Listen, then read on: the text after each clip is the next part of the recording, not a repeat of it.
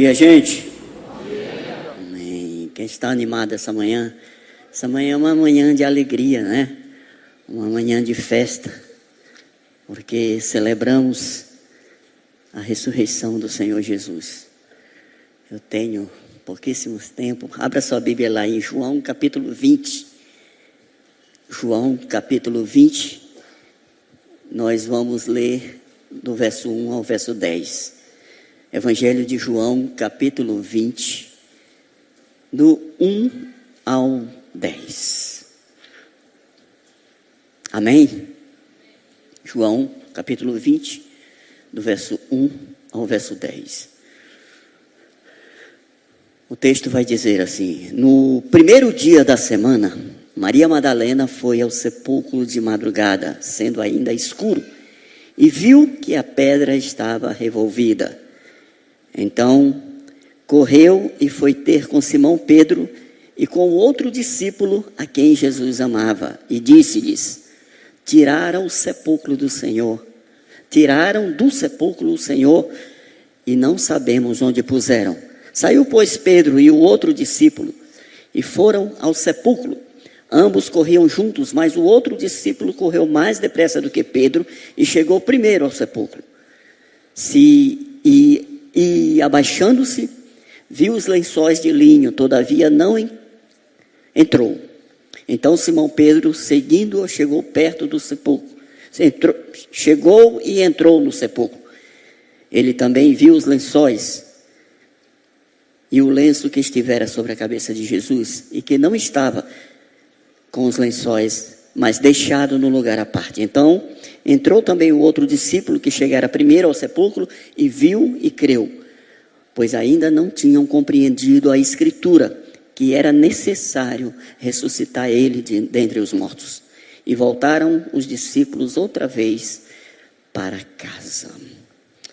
Amém? Nós essa manhã já lemos muito texto das Escrituras em que comprovam que Jesus ressuscitou. Eu acho que não há mais dúvida sobre nós, não paira sobre nós a dúvida de que Jesus ressuscitou. E hoje nós celebramos exatamente o túmulo vazio. O túmulo vazio. O túmulo vazio é a boa notícia para nós nesse domingo, porque o ápice do cristianismo é exatamente a ressurreição de Cristo. A ressurreição de Cristo foi um fato histórico, real, e que foi testemunhado por diversas pessoas. Existiram diversas pessoas que testemunharam a ressurreição de Jesus Cristo, como nós já vimos essa manhã, aqui diante das Escrituras. Então não foi Judas que matou Jesus, não foi Pilatos que matou Jesus, não foi os religiosos da época que mataram Jesus. Foi o meu pecado, foi o seu pecado que matou Jesus. E essa é a grande chave do cristianismo.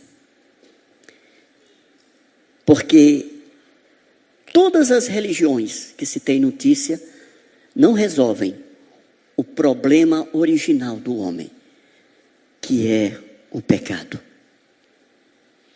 Todos os líderes das grandes religiões, os seus túmulos estão ocupados. Somente o túmulo está vazio: Jesus Cristo de Nazaré, o Filho de Deus. O túmulo de Maomé está lá, o túmulo de Buda está lá, ocupado com seus restos mortais. O túmulo de Allan Kardec está lá. Todos, assim como Davi, assim como Saul, assim como Moisés, assim como todos os homens de Deus que vieram. Seus túmulos estão ocupados. Eles vieram do pó e para o pó retornaram. Jesus Cristo de Nazaré ressuscitou diante dos mortos. E essa é a grande notícia. Todos esses homens que falaram coisas boas para a humanidade, eles morreram em consequência do pecado.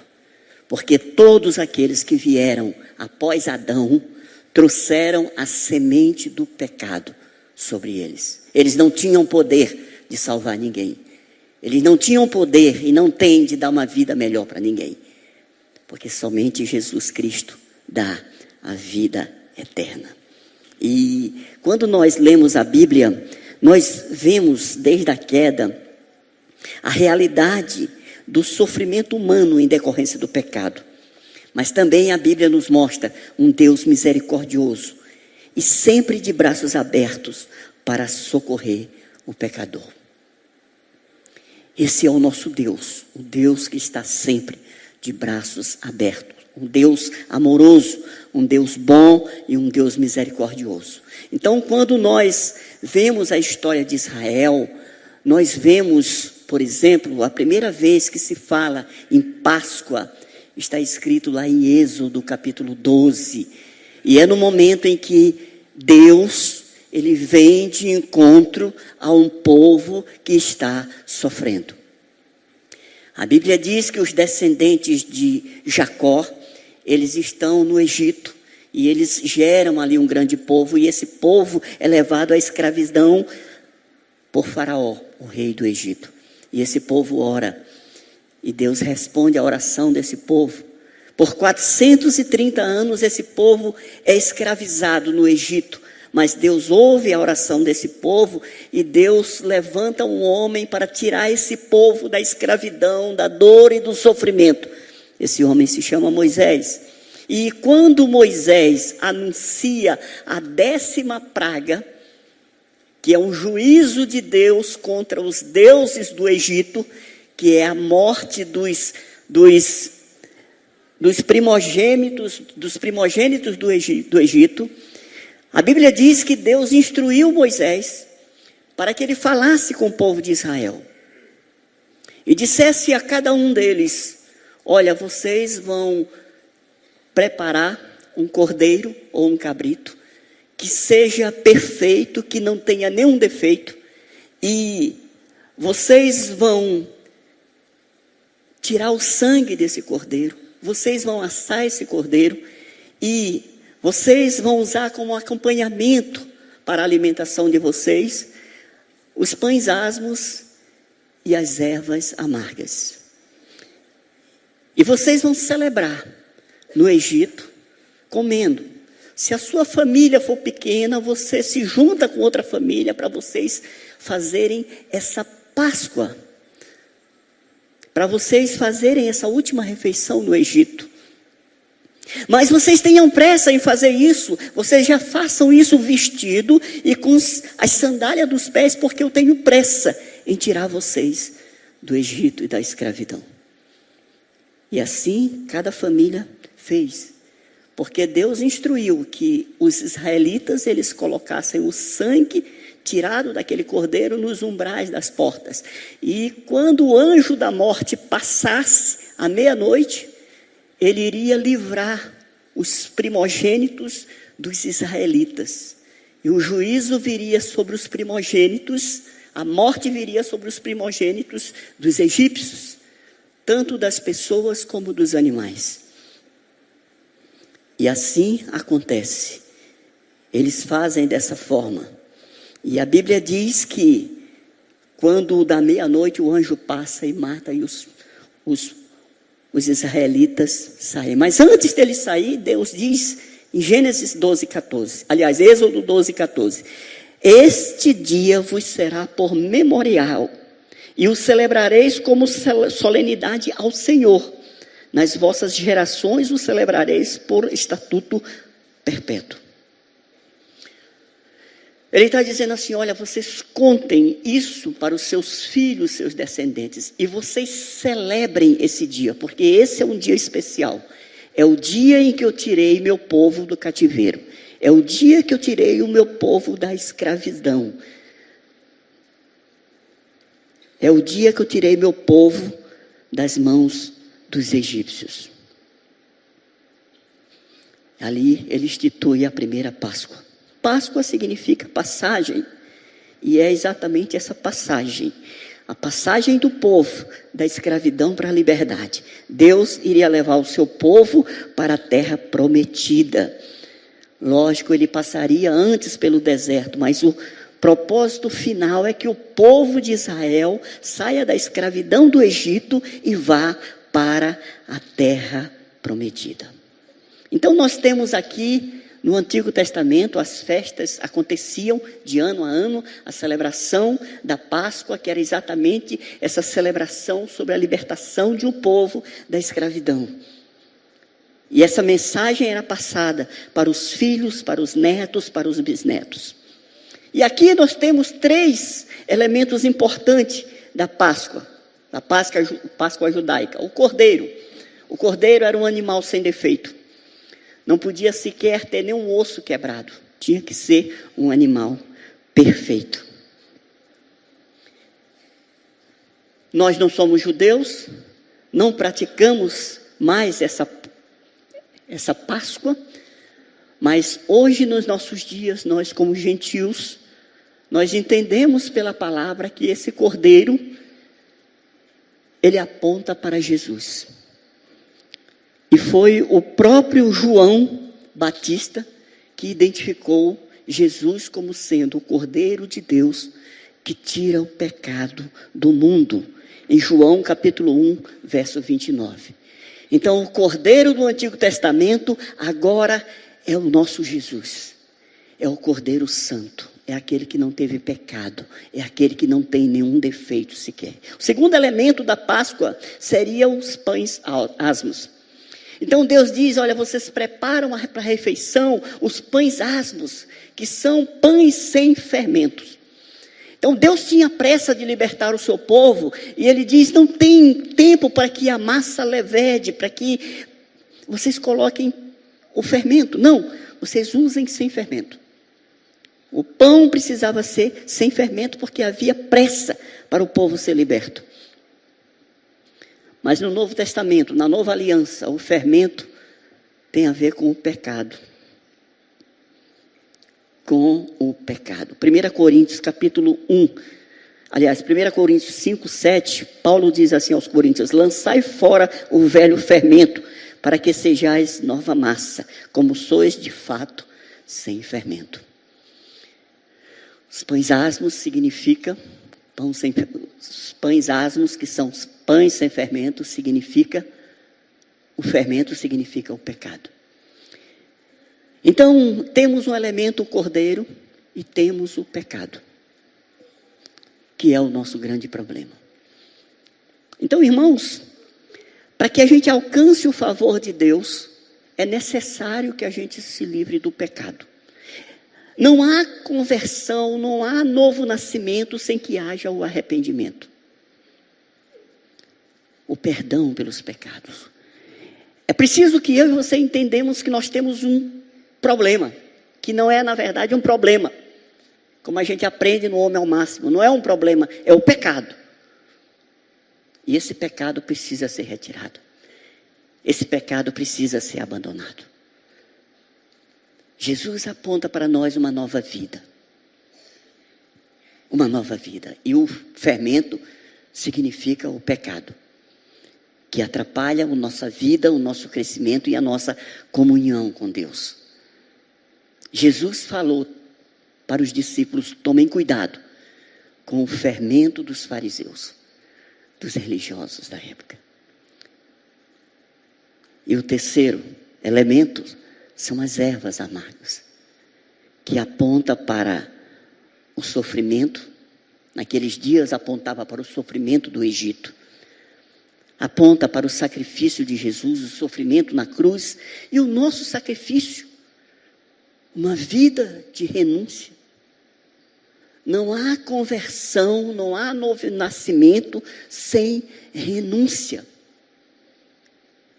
Sem uma vida, uma vida de renúncia. Uma vida de abstenção das coisas que a gente gosta, das coisas que a gente quer, das coisas que a nossa carne quer. É necessário que a gente viva dia após dia uma vida de renúncia.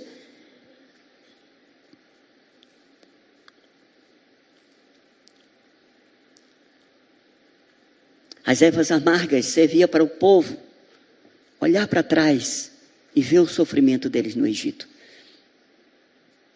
Muitas vezes esse povo desejou voltar para o Egito, mas esse não era o propósito de Deus para eles. Por quê? Porque o Cordeiro de Deus, que veio perdoar os nossos pecados, ele veio nos dar uma vida digna. Ele veio nos dar um novo senhorio, uma nova vida.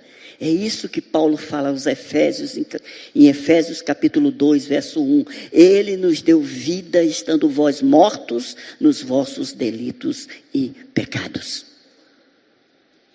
Nós precisamos de Jesus.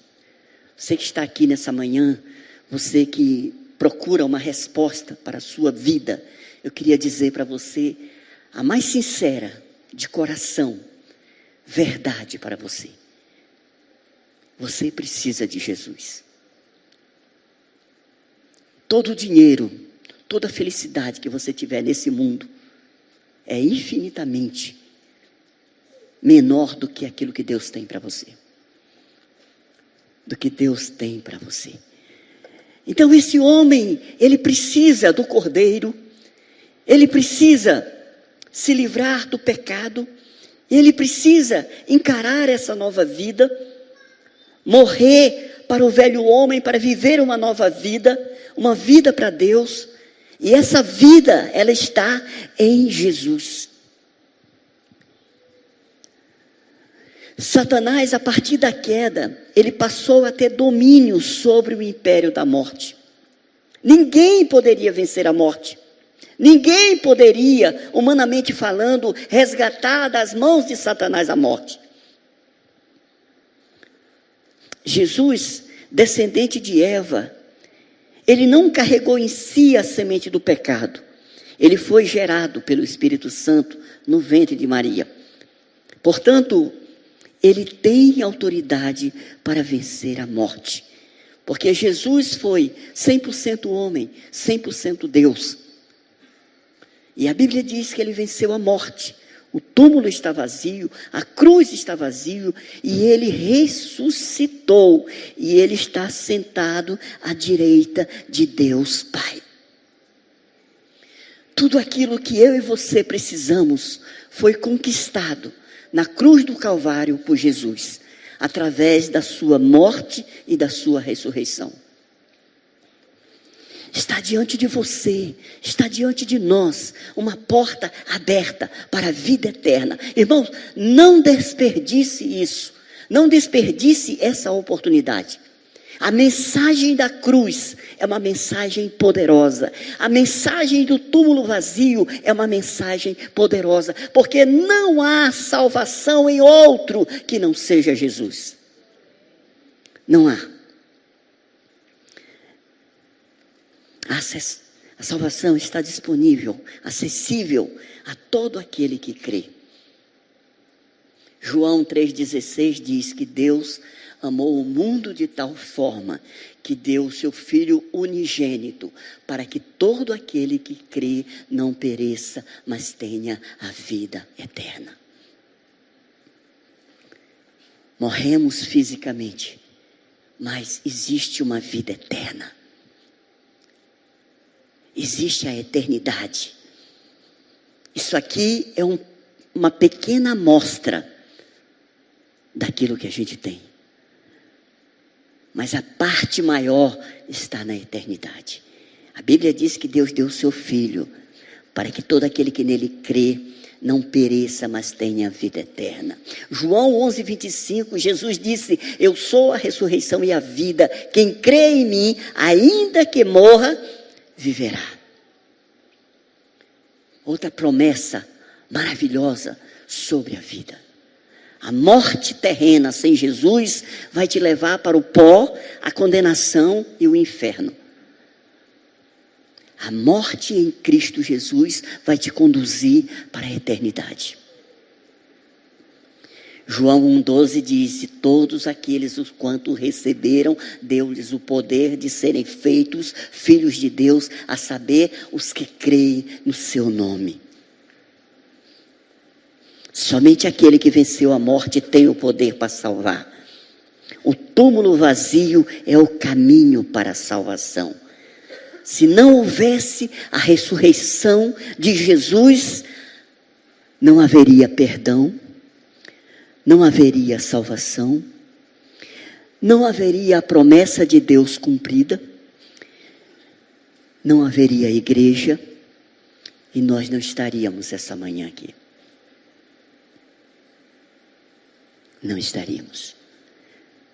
E a Bíblia diz que quando eu entro em aliança com Deus através de Jesus, pela sua morte e pela sua ressurreição, eu morro com Ele, mas eu vivo com Ele pelo batismo. Morre o velho homem para nascer um novo homem. Se morremos com Ele, ressuscitaremos com Ele. Um dia não somente celebraremos a ceia, como fizemos essa manhã, com Ele, mas estaremos junto com Ele. Um dia seremos igual a Ele. É essa a promessa de Deus para mim e para você. Os nossos corpos um dia irão para o pó, retornarão para lá. Mas o nosso espírito, a nossa alma está guardada nele, para viver em comunhão com Ele. Esse tempo não haverá dor, não haverá tristeza, não haverá sofrimento. E desfrutaremos de uma comunhão perfeita com Ele. E essa manhã de alegria, essa é a promessa. É de algo que nos espera.